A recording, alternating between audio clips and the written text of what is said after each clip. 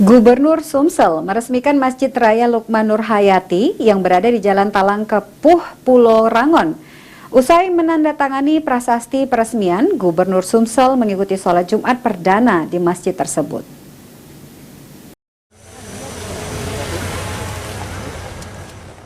Gubernur Sumsel pada Jumat 17 Maret 2023 meresmikan Masjid Raya Lukman Nur Hayati yang berada di Jalan Talang Kepuh, Pulau Rangon, Kecamatan Gandus, Palembang.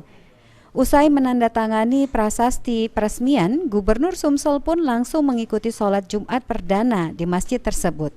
Gubernur Sumsel Herman Deru mengatakan, masjid ini sudah baik, namun kepada pengelola untuk tidak lupa terhadap tata kelola air di masjid dan wilayah sekitar. Lantaran daerah ini merupakan salah satu daerah di Kota Palembang yang masih memungkinkan untuk dilakukan pengembangan.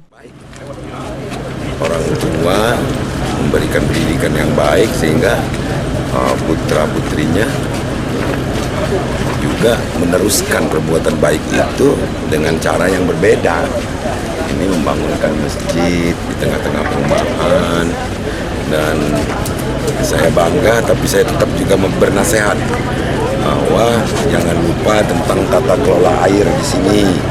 Jangan sampai daerah yang menjadi ikonnya Kota Palembang, karena daerah sinilah yang sangat mungkin bagi pengembangan perumahan di Kota Palembang ini yang masih tersisa tanahnya luas. Jadi harus kita jaga pengelolaan airnya sehingga tidak menjadi tergenang di masa yang akan datang. Sementara itu, pengurus sekaligus inisiator pembangunan masjid, Rudi Hartanto, mengatakan jika masjid ini dibangun bersama saudara-saudaranya dan menggunakan nama orang tuanya, diharapkan agar masjid ini dapat membawa keberkahan bagi warga. Ini kita ingin masjid ini menjadi peradaban umat.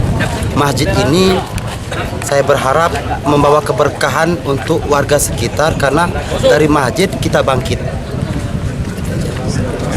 Selain ini kan berada di dalam kompleks, nanti bisa digunakan juga oleh warga di luar. Iya, masjid. Jadi masjid ini perlu kami tekankan, memang benar kami yang bikin, cuma ini masjid umat.